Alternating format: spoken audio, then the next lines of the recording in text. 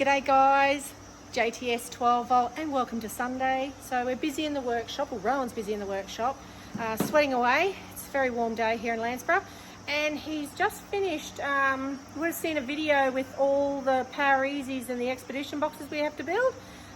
He's just finished this one for Urban Angels. So it's a nice simple one. It's going in the back of their van. They're going to be recharging it. I'm going to lose the phone. They're going to be recharging it by 240. Do you want to have a bit of a chat through? Hang on, I'll spin you around and you can have a chat with Rowan.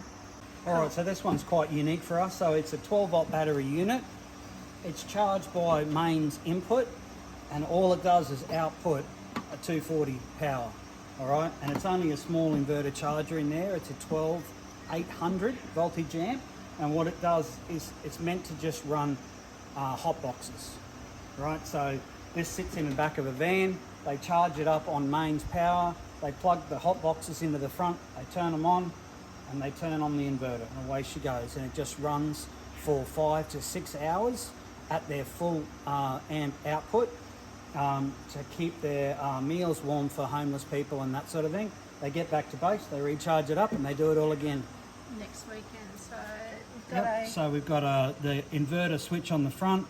We've got a BMV so they can keep an eye on the state of charge, and the relay in that also runs the fan at the back for cooling, which is really important. And then you've got a waterproof dual GPO on the front.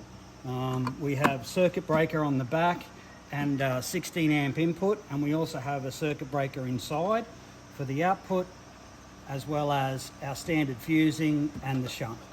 fantastic, cool. So this will be heading out in the next couple of days, and we've got more to build.